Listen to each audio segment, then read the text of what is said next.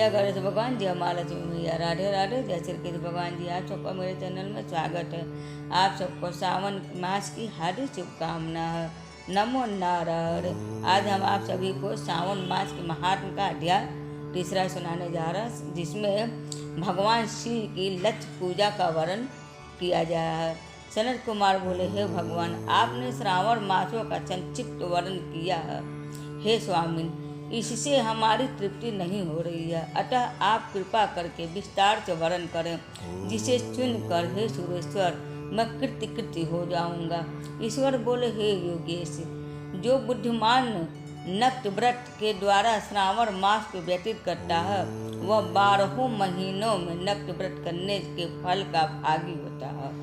नक्त व्रत में दिन की समाप्ति के पूर्व सन्यासियों के लिए एवं रात्रि में गृहस्थों के लिए भोजन का विधान है। उसमें सूर्यास्त के बाद की 3 घड़ियों को छोड़कर नक्त भोजन का समय होता है।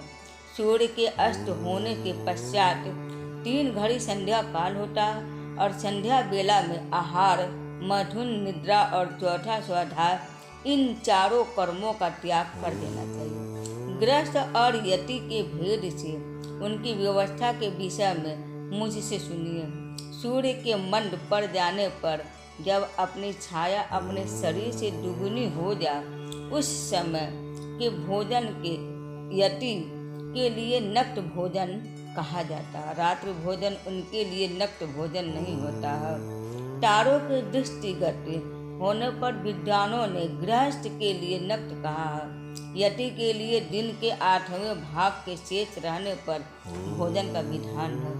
उसके लिए रात में भोजन का निषेध किया। गृहस्थ को चाहिए कि वह विधि पूर्वक रात्रि में नक्त भोजन करे और यति, विधवा तथा विदुर व्यक्ति सूर्य के रहते नक्त व्रत करे। विदुर व्यक्ति यदि पुत्रवान हो तब उसे भी रात्रि में ही नक्त व्रत करना चाहिए। अनाश्रमी हो अथवा आश्रमी हो अथवा पत्नी रहित हो अथवा पुत्रवान हो, उन्हें रात में नक्त व्रत करना चाहिए। इस प्रकार बुद्धिमान मनुष्य को अपने अधिकार के अनुसार नक्त व्रत करना चाहिए। इस मास में नक्त व्रत करने वाला व्यक्ति परम गति प्राप्त करता है। मैं प्रातःकाल स्नान करूँगा, ब्रह्मचर्य का पालन करूँगा, नक्त भोजन करूँगा, पृथ्वी पर सोऊंगा और प्राणियों पर दया करूँगा। हे देव, इस व्रत को प्रारंभ करने पर यदि मैं मर जाऊं तो हे जगपते, आपकी कृपा से मेरा व्रत पूरा हो। ऐसा संकल्प करके बुद्धिमान व्यक्ति को श्रावण मास में प्रतिदिन नक्त व्रत करना चाहिए। इस प्रकार नक्त व्रत करने वाला मुझे अत्यंत प्रिय होता है। ब्राह्मण के द्वारा अथवा स्वयं ही अति रुद्र, महारुद्र अथवा रुद्र मंत्र से महीने भर प्रतिदिन अभिषेक करना चाहिए। हे वत्स, मैं उस व्यक्ति पर प्रसन्न हो जाता हूँ क्योंकि मैं जलधारा से अत्यंत प्रीति रखने वाला अथवा रुद्र मंत्र के द्वारा मेरे लिए अत्यंत प्रीतिकर होम प्रतिदिन करना चाहिए। अपने लिए जो भी भोज पदार्थ अथवा सुरखो भोग की वस्तु अति प्रिय हो, संकल्प करके उन्हें श्रेष्ठ ब्राह्मण को प्रदान करके स्वयं महीने भर उन पदार्थों का त्याग करना चाहिए। हे मुने, अब इसके बाद उत्तम लक्ष्य पूजा विधि को सुनिए। लक्ष्मी चाहने वाला अथवा शांति की इच्छा वाले मनुष्य को लक्ष्य बिलपत्रों या लक्ष्य दुर्वा दलों से शिव की पूजा करनी चाहिए। आयु की कामना करने वालों को चंपा के लक्ष्य पुष्पों तथा विद्या चाहने वाले व्यक्ति को मल्लिका या चमेली के लक्ष्य पुष्पों से श्री हरि की पूजा करनी चाहिए। शिव तथा विष्णु की प्रसन्नता तुलसी के दलों से सिद्ध होती है। पुत्र की कामना करने वाले को कटेरी के दलों से शिव तथा विष्णु का पूजन करना चाहिए। बुरे स्वप्न के शांति के लिए धान्य से पूजन करना चाहिए। प्रकट होता है देव के समस्त निर्मित किए गए रंगवल्ली आदि से विभिन्न रंगों से रचित पद्म, स्वस्तिक और चक्र आदि से प्रभु की पूजा करनी चाहिए। इस प्रकार सभी मनोरथों को सिद्धि के लिए सभी प्रकार के पुष्पों से यदि मनुष्य लक्ष्य पूजा करे तो शिव जी प्रसन्न होंगे। तत्पश्चात उद्यापन करना चाहिए, मंडप निर्माण करना चाहिए और मंडप के त्रिभाग परिमाण में वेदिका बनानी चाहिए। तदंतर पूर्या वाचन करके आचार्य का वर्ण करना चाहिए और उस मंडप में प्रविष्ट होकर गीत तथा वाद्य के शब्दों और तीव्र वेद ध्वनि से रात में जागर करना चाहिए। वेदिका के ऊपर उत्तम लिंग तो भद्र बनाना चाहिए और उसके बीच में चावलों से सुंदर कैलाश का निर्माण करना चाहिए। उसके ऊपर तांबे का अत्यंत चमकीला तथा पंच पल्लव युक्त कलश स्थापित करना चाहिए और उसे रेशमी वस्त्र से वेष्टित कर देना चाहिए। उसके ऊपर पार्वती पति शिव की सुवरमय प्रतिमा स्थापित करनी चाहिए। तत्पश्चात पंचामृत पूर्वक धूप दीप तथा नैवेद्य से उस प्रतिमा की पूजा करनी चाहिए और गीत वाद्य नृत्य तथा वेद शास्त्र तथा पुराणों के पाठ के द्वारा रात में जागरण करना चाहिए। इसके बाद प्रातः काल भली भांति स्नान करके पवित्र हो जाना चाहिए और अपनी शाखा में निर्दिष्ट विधान के अनुसार वेदिका निर्माण करना चाहिए। तत्पश्चात मूल मंत्र से या गायत्री मंत्र से या शिव के सहस्त्र नामों के द्वारा तिल तथा घृत मिश्रित खील से होम करना चाहिए अथवा जिस मंत्र से पूजा की गई है उसी से होम करके पूराहुति डालनी चाहिए। उसके बाद वस्त्र अलंकार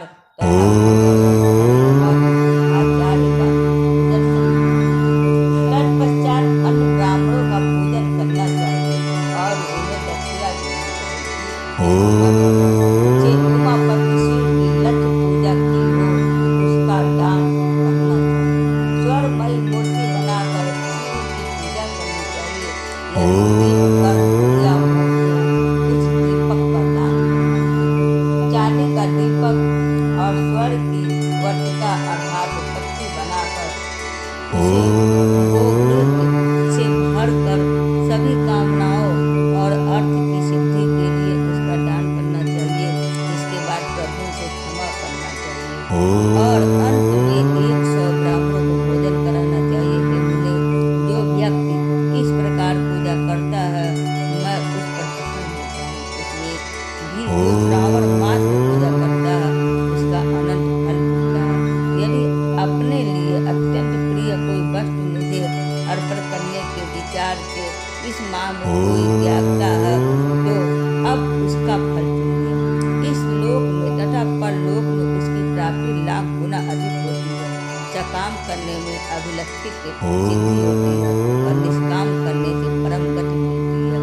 इस मास में रुद्राभिषेक करने वाला मनुष्य उसके पाठ की अक्षर संख्या से एक एक अक्षर के लिए करोड़ों करोड़ों वर्ष तक रुद्र लोक में प्रतिष्ठा प्राप्त करता है। पंचामृत का अभिषेक करने से मनुष्य अमरत्व प्राप्त करता है।